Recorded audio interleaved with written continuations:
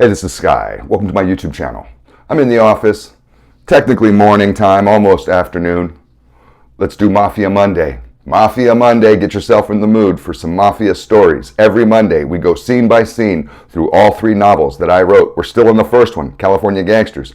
We're at the end of chapter 14, and I made a mistake last week. I should have continued reading another few paragraphs. It's been 4 years since I've gone through this book. We could have ended off chapter 14. It's a short chapter. We could have ended that off if I would have only read another few paragraphs in last week's video. So what we're going to do this time is we're going to end off chapter 14 and then start chapter 15. And we'll just try to find a place to stop. Because if I don't do it that way, then really this video ends up being just the last couple paragraphs in a chapter, and it may not really be enough for us. So let's just jump into it. Let's pick up where we left off. Our main character, young Simon Castro, is on a fast track with the Los Angeles crime family in order to start his own crew. He needs to start his own crew and become a boss so he can try to become a board of directors member on the syndicate. And he's gone to Las Vegas to commit a murder for the syndicate. This is not a murder for the family. There's a difference. And this murder pays a lot. It's a very high-valued target. He committed the murder on last Monday's video. You can go watch that and hear the story about the murder. So let's just pick up exactly where we left off. Set yourself in the mood. Oh, Mr. Snubby has to make an appearance. He's ready for some stories. Let's get into it. Let's go. Shitloads of cops were racing to the scene, flooding the other side of the street. I slowed down with traffic to let them pass like a good motorist. I noticed blood on my floor, and then felt something wet dripping down my leg to my ankle.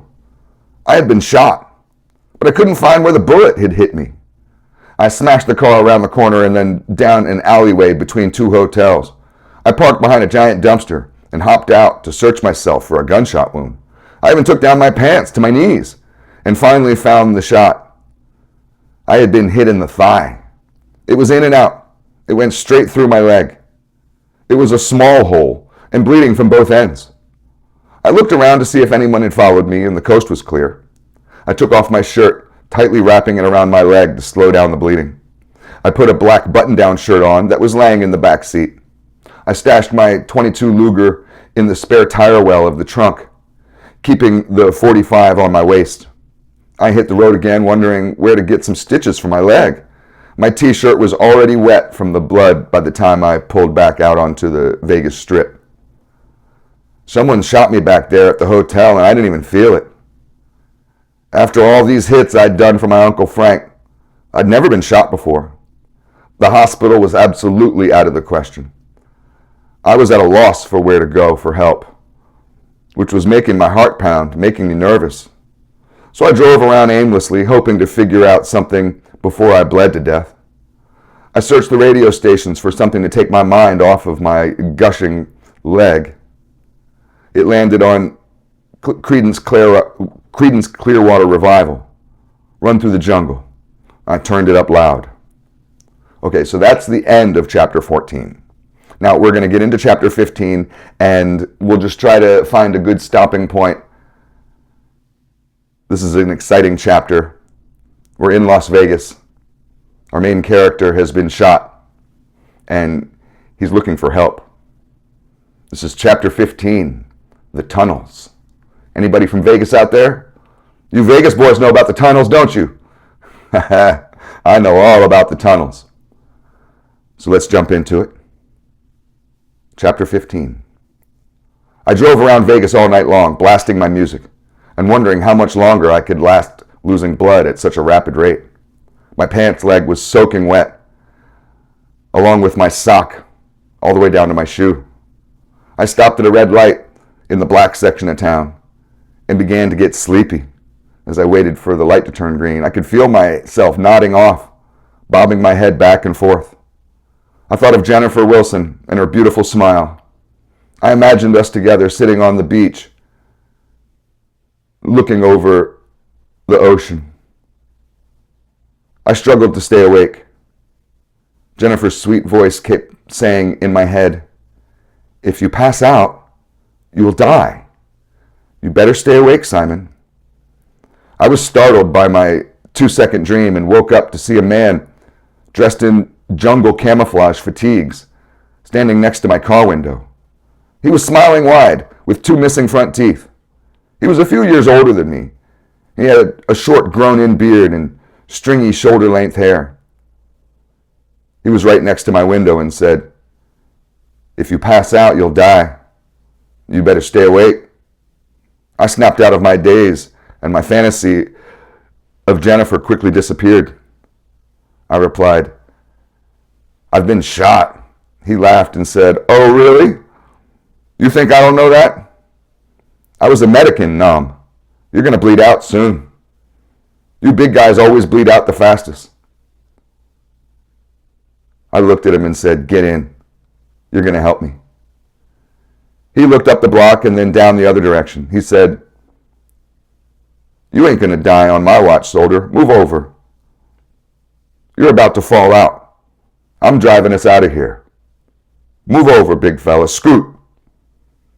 I slid over on the bench seat up to the passenger side of the Cadillac as he jumped in. He said, "My name is Jonathan Wright III. Nice to meet you, pal." I replied, "Well, I'm Simon Castro. Drive. Get me out of here." John pulled off from the intersection and turned down the music. He took a U-turn in the middle of the street to go the other direction. He said, "The drugstore is a block down on the left. You got any money?" "I'm on the streets, man. You know how it is. I got hooked on dope over there. Everyone got hooked on dope in Nam." I was nodding off as John talked about his war stories. I laid my head against the window to rest. I looked over to the next lane and thought I saw Jennifer driving. She was in a small red sports car and sped off laughing. John said, "Hey, wake up, soldier. You're not going to die on me. Wake up, you big dummy." I woke up as we were pulling into the drugstore parking lot. I looked over and saw John staring at me with concern through his bloodshot eyes. I pulled out a $100 bill from my front pocket and handed it to John. I said, "Get what you need to stitch me up and keep the change. You save me tonight and I'll make you rich. Go." John slapped me across the face with an open hand and tears in his eyes. He yelled at me, "Wake up, soldier. I won't let another man die on my watch. Don't you go to sleep on me." I was bobbing my head, trying to stay awake, as John ran fast as he could into the store. I was feeling lighter than a feather and pleasantly warm from head to toe. I slipped into a fantasy about being with Jennifer at the LA Zoo on a beautiful day. She was so cute. She marveled at the animals like a little girl. We kissed like teenagers, necking in front of the reptile house. I woke up to John driving like a maniac, speeding as fast as he could. I gathered myself together and noticed that we were way outside of town, in the desert. It was pitch black outside. All I could see was our reflections in the window. I looked pale and skinny. John looked over at me and saw I was awake. He said, "We're almost at the tunnels. This is where a lot of us vets live. You're safe down there. Nobody, not even the cops, not your enemies, not anybody, will find you now." All right, let's stop here. We'll pick up next time. Thanks for watching.